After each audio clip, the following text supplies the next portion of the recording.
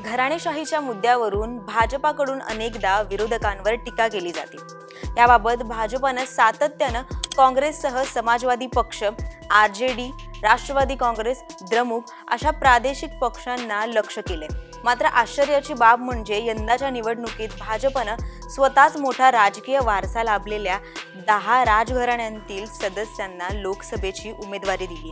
त्यामुळे भाजपच्या कथनी आणि करणीत फरक असल्याची चर्चा सध्या राजकीय वर्तुळात रंगू लागली। हे उमेदवार नेमके कोण आहेत पाहूया। ओडिशा राज्यात भाजपने राजघराण्यातील दोघांना लोकसभेची उमेदवारी दिली। भाजपने पूर्वीच्या पटनाक, बोलांगीर आणि कलाहंडी संस्थानातील अनुक्रमे संगीता कुमारी सिंग देव आणि मालविका केशरी देव यांना लोकसभेचे तिकीट दिले। संगीता या बोलांगीरमधून भाजपच्या विद्यमान खासदार आहेत। संगीता यांचा विवाह पटनाक बोलांगीर राजघराण्याचे कनकवर्धन सिंग देव यांच्याशी झाला होता। ओडिशाच्या राजकारणात देव कुटुंबाचा मोठा राजकीय इतिहास राहिलाय। त्यानंतर आहे राजस्थान। राजस्थानमध्ये भाजपने दुष्यंत सिंह आणि महिमा सिंह या दोघांनाही लोकसभेचे तिकीट दिले। दुष्यंत हे राजस्थानच्या माजी मुख्यमंत्री व भाजपच्या ज्येष्ठ नेत्या वसुंधरा राजे यांचे पुत्र आहेत, तर महिमा या ग्वाल्हेरच्या राजघराण्यातील सदस्य आहेत।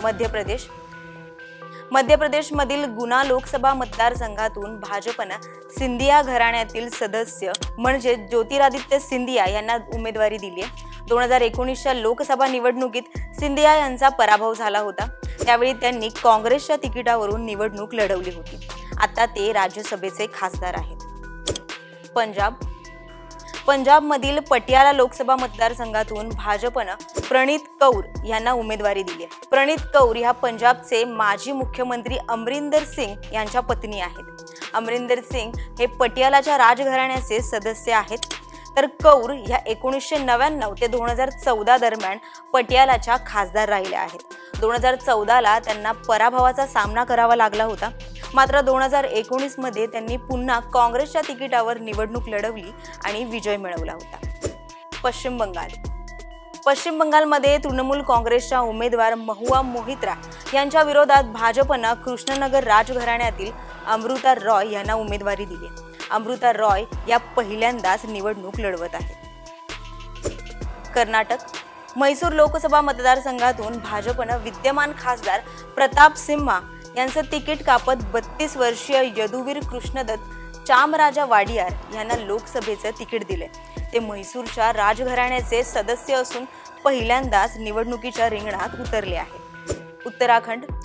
उत्तराखंडमधील टिहरी गढवालमधून भाजपने विद्यमान खासदार माला राज्यलक्ष्मी शाह यांना पुन्हा एकदा उमेदवारी दिली। त्या टिहरी गढवालचे महाराजा मनुजेंद्र शाह साहिब यांच्या पत्नी आहेत। माला राज्यलक्ष्मी शाह या 1 दशकापासून या मतदारसंघाचं प्रतिनिधित्व करत आहेत। त्रिपुरा भाजपने पूर्व त्रिपुरामधून महाराणी कृती सिंह देव बर्मा यांना उमेदवारी दिली आहे। त्या त्रिपुरातील माणिक्य राजघराण्याच्या सदस्य आहेत। त्यांचे पती योगेश्वर राजसिंह हे काँग्रेसचे माजी नेते आहेत। तर ही आहे यादी या उमेदवारांची। याविषयी तुमचं मत काय आहे हे आम्हाला कमेंट करून नक्की कळवा आणि लोकसत्ताच्या YouTube चॅनलला सबस्क्राइब करायला विसरू नका।